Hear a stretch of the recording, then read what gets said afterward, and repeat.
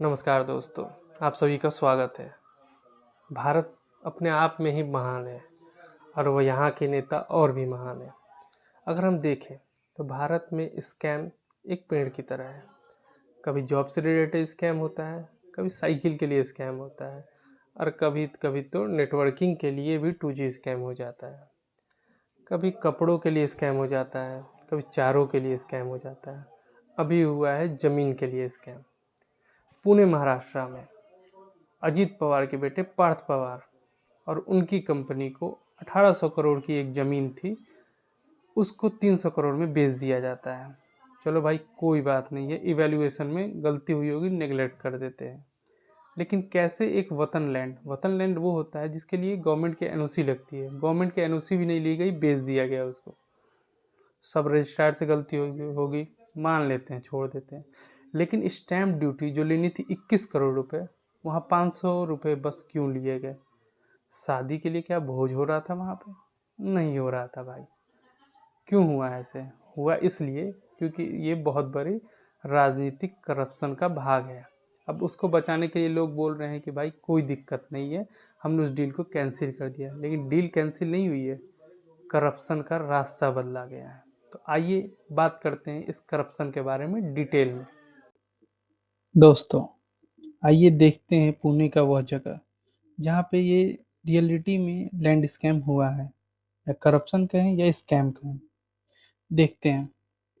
पुणे पुणे का eastern region, ये जो आप लाल बिंदु में देख रहे हैं, ये वही मुंदवा रीजन है। यहाँ पे करप्शन हुआ है। इसके साइड से एक रिवर फ्लो करती है। अब देखिए इस जमीन के बारे में, तो ये जमीन पे सबसे पहले जुड़ी किससे है? रिवराइन बेड है, एग्रीकल्चरल लैंड होगी। प्लस इसमें बेनिफिट क्या है? ये मेट्रोपॉलिटन सिटी से जुड़ी हुई है। अगर ये मेट्रोपॉलिटन सिटी से जुड़ी हुई है तो रियल इस्टेट वैल्यू भी इसका हाई होगा। अगर इसका रियल इस्टेट वैल्यू हाई होगा, डेफिनेटली रैपिड अर्बनाइजेशन डेवलपमेंट होगा वहाँ पे। ग्रोइंग रियल एस्टेट वैल्यू भी बढ़ेगा और कमर्शियल प्रोजेक्ट्स के लिए भी सबसे बढ़िया है। अगर ये तीनों चीज़ किसी भी रीजन में होती है तो स्ट्रेटेजिक इम्पोर्टेंस शो करती है किसी भी गवर्नमेंट के लिए। हेंस उस जगह पे डिस्प्यूट, इरेगुलरिटीज ज़्यादातर अटेंशन खींचती है। इस लैंड का एरिया देखा जाए तो 40 एकर्स में है। इस लैंड की हिस्ट्री के बारे में बात किया जाए तो महार वतन लैंड्स के अंडर आता है। वह लैंड्स जो हेरिडेटरी बेसिस पर सर्विस सेक्टर जो हुआ करते थे प्री इंडिपेंडेंस में, उनको दिया जाता था। उनको ऑनरशिप राइट नहीं था, लेकिन हेरिडेटरी राइट्स था कि वो उसको यूज कर सकते हैं as a cost to their payment. उनको पेमेंट नहीं दिया जाता था, लैंड दिया जाता था जहाँ पर वो एग्रीकल्चर करके इस लैंड से अपना फाइनेंस चलाते थे। अब आइए देखते हैं इसी लैंड के बारे में। अगर महार वतन लैंड के बारे में बात किया जाए तो वो उन लोगों को दिया जाता था जो विलेज की एसेंशियल ड्यूटीज में लगे हुए रहते थे, जैसे वॉचमैन हो गए, मैसेंजर हो गए या एडमिनिस्ट्रेटिव हेल्पर्स हो गए। वतन का ही मतलब होता है हेरिडेटरी सर्विस। लैंड्स उन्हीं को ग्रांट किया जाता था ब्रिटिश एरा में जो किसी सर्विस में एंगेज होते थे। वॉचमैन हो गए, मैसेंजर हो गए, प्रिस्ट हो गए, रिकॉर्ड कीपर हो गए या अकाउंटेंट या अदर्स भी हो सकते हैं। ये किसी की प्राइवेट प्रॉपर्टी नहीं थी, ये सर्विस लिंक ग्रांट थी। Once your service ended, the land will be ended for you. Feudal land tenure system था इसमें। ठीक है, महाराष्ट्र के बिफोर इंडिपेंडेंस से ये चलता आ रहा है। और डेफिनेटली ये आपका हेरिडेटरी राइट्स नहीं बनेगा।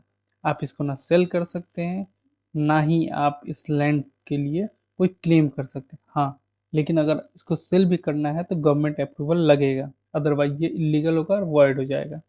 अब आगे बात करते हैं कैसे लीगल रिस्ट्रिक्शंस है इसके ऊपर। सबसे पहले आप इसको सोल्ड नहीं कर सकते हैं, ना ही गिफ्ट कर सकते हैं, ना ही ट्रांसफर कर सकते हैं। लेकिन इन तीनों में से कोई भी चीज़ करनी है तो गवर्नमेंट अप्रूवल लगता है, एनओसी लगता है। Original grants bus service basis पे होता है, ये आपकी प्राइवेट ओनरशिप नहीं है। तीसरी बात, अगर आप इसको सेल कर दिए विदाउट एनओसी, ये इलीगल हो जाएगा और वॉइड हो जाएगा ऑटोमेटिक। तीसरी बात करते हैं कि आखिर हुआ क्या है इस डील में। इस डील में ये हुआ है कि पार्थ पवार जो अजीत पवार के बेटे हैं, उनकी कंपनी है एक अमेदिया इंटरप्राइजेज एलएलपी। ठीक है, इस कंपनी में शामिल हैं इन्हीं के नेफ्यू, मतलब इनके माता के नेफ्यू दिग्विजय पाटिल भी।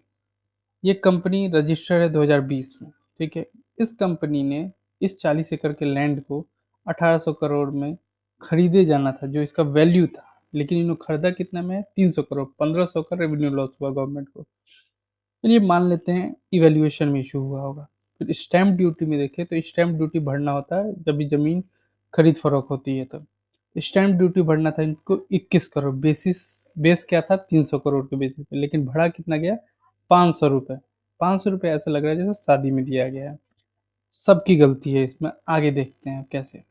अब इस डील ने कैसे अटेंशन को गैदर किया है, इसमें गड़बड़ी कहाँ से हुई, सब पकड़ा जाना कैसे स्टार्ट हुआ। अगर हम देखें तो सब रजिस्ट्रार की सबसे बड़ी गलती थी कि मैंडेटरी होता है एनओसी लेना, लेकिन इसने लिया नहीं, डायरेक्ट सेल आउट कर दिया। हाई अंडर वैल्यूएशन हुआ है जमीन का, जहां 1800 करोड़ या 2000 करोड़ होना चाहिए था, 300 करोड़ में बेचा गया। स्टैम्प ड्यूटी के ऊपर बिल्कुल भी ध्यान नहीं दिया गया, 500 रुपये में बस स्टैम्प ड्यूटी दिया गया है इसको। रेवेन्यू डिपार्टमेंट ने कभी इस चीज़ को नहीं देखा कि ये गवर्नमेंट प्रॉपर्टी है या प्राइवेट प्रॉपर्टी है, इसने डायरेक्ट सेल आउट कर दिया। नेग्लिजियंस का सबसे बड़ा केस है। अगर देखते देखें तो वायलेशन क्या क्या हुआ है, तो वतन लैंड एक्ट का वायलेशन हुआ है जो 1953 का, आफ्टर इंडिपेंडेंस ये एक्ट आया होगा।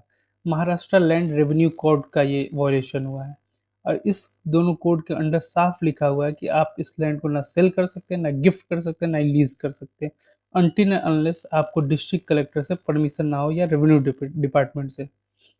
अगर मान लेते हैं एक और केस बनता है, मान लेते हैं आपने लीगल ट्रांसफर तो किया ही किया, अंडर अंडर इवैल्यूएशन भी कर दिया, अंडर डिवैल्यूएशन भी कर दिया, मतलब वैल्यू का भी रिस्पेक्ट नहीं किया। 1800 करोड़ ना तो 300 करोड़ आपने बेचा है। फिर स्टैम्प ड्यूटी का कहीं ना कहीं वॉयलेशन हुआ है, 500 रुपये में आपने स्टैम्प ड्यूटी लिया है आपने, ऑब्वियसली वॉयलेशन है। तीसरी बात करें तो सबसे बड़ा फेलियर हमें कहाँ नजर आता है, वो है एडमिनिस्ट्रेटिव फेलियर। सब रजिस्ट्रार ने नेग्लिजियंस दिखाया है, रेवेन्यू डिपार्टमेंट ने देखा ही नहीं है ये गवर्नमेंट लैंड है या प्राइवेट लैंड है।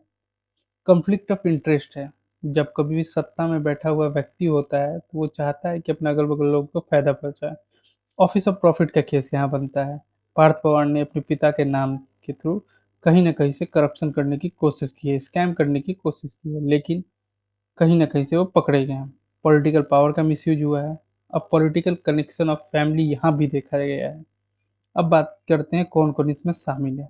पार्थ पवार ऑब्वियसली, सब रजिस्ट्रार जिसने नेग्लिजियंस किया, Digvijay Patil nephew of his mother, and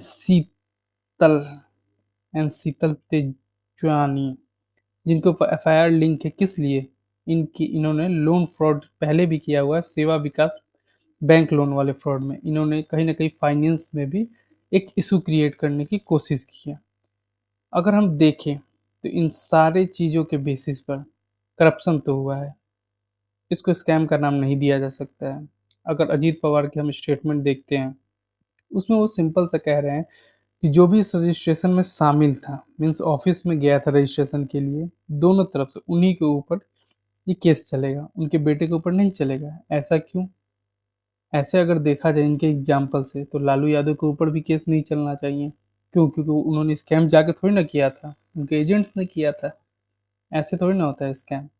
तो स्कैम स्कैम है, स्कैम को स्कैम के लिए लिया जाना चाहिए। गवर्नमेंट में कोई भी हो, एनडीए हो, कांग्रेस हो, अगर स्कैम हुआ है तो प्रॉपर इन्वेस्टिगेशन हो, और जो भी हो उसको सजा मिले। That's all from me. Thank you. आप अपना कमेंट कर सकते हैं नीचे, अपना सजेशन दे सकते हैं। वेलकम।